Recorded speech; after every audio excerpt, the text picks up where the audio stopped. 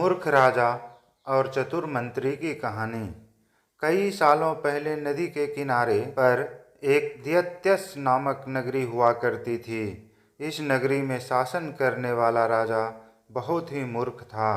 वही राजा का मंत्री बहुत चतुर था। एक दिन शाम के समय राजा और मंत्री दोनों नदी किनारे टहलते हुए शाम का आनंद ले रहे थे। तभी राजा ने मंत्री से एक सवाल पूछा, क्या तुम बता सकते हो कि यह नदी किस दिशा में और कहाँ तक बहकर जाती है? मंत्री ने राजा को तुरंत जवाब देते हुए कहा कि यह नदी पूर्व की दिशा में बहती है और यह पूरब देश तक जाती है। इस पर राजा ने कहा कि वह नहीं चाहता कि हमारे देश का पानी पूरब देशवासी इस्तेमाल करे। राजा ने मंत्री को नदी का पानी रोकने के लिए दीवार खड़ी करने का आदेश दिया। तभी मंत्री ने राजा से कहा कि ऐसा करने पर हमारा ही नुकसान होगा। राजा ने गुस्से में कहा कि पानी हमारा है और पूरब देश वाले मुफ्त में इसका इस्तेमाल कर रहे हैं और तुम बोल रहे हो कि हमारा नुकसान होगा। इसमें हमारा कुछ नुकसान नहीं होगा। तुम जल्दी से जल्दी नदी में दीवार बनवाने का काम शुरू कराओ। मंत्री राजा की आज्ञा का पालन करते हुए कारीगरों को बुलाता है और नदी के पास दीवार बनवाने का काम शुरू करवा देता है। नदी में दीवार बनाने का काम तेजी से चलने लगा और कुछ दिनों में दीवार बनकर तैयार हो गया। यह देखकर राजा बहुत प्रसन्न होते हैं, परंतु उनकी मूर्खता के कारण कुछ दिन बाद जब बारिश का मौसम दस्तक देता है तो नदी का पानी पूरे गांव में भरने लगता है। धीरे धीरे पानी लोगों के घरों में घुसना शुरू हो जाता है। इससे परेशान होकर सारे नगरवासी एकत्रित होकर मंत्री के पास आते हैं। मंत्री उन्हें आश्वासन देता है कि वह इस समस्या का हल ढूंढ निकालेगा।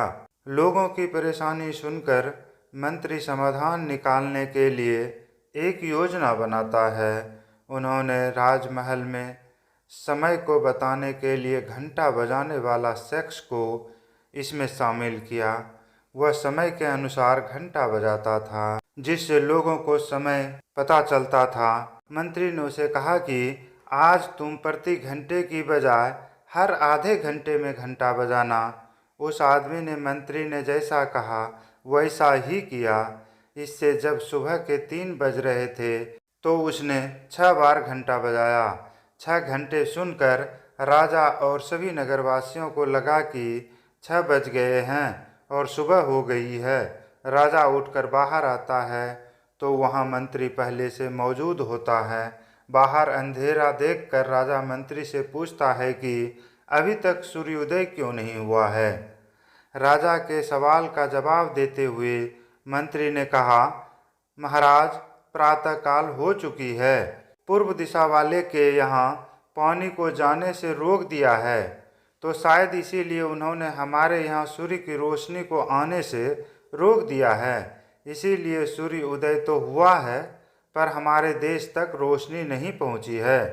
ऐसा लग रहा है कि अब हमारे देश में सूरज की रोशनी कभी नहीं पहुँच पाएगी।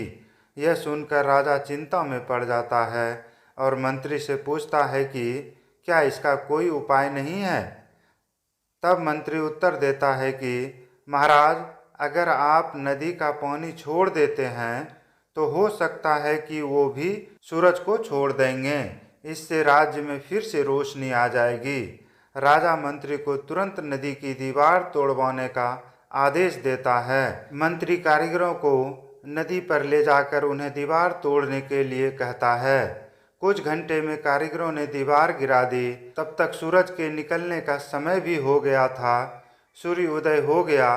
सूर्य की लालिमा देखकर राजा बहुत खुश हुआ और मंत्री को इनाम देने की घोषणा की। राजा ने मंत्री की तारीफ करते हुए कहा कि तुम्हारे कारण हमारे राज्य में फिर से सूर्य उदय हो पाया है और तुमने हमारे राज्य को अंधकार से बचाया है। इसके बाद मंत्री कहता है कि महाराज, यह तो राज्य के लिए मेरा फर्ज था। इस कहानी से आपको सीख मिलता है, कभी भी दूसरों का बुरा नहीं करना चाहिए और न ही उनकी तरक्की देखकर उनसे जलन की भावना रखनी चाहिए।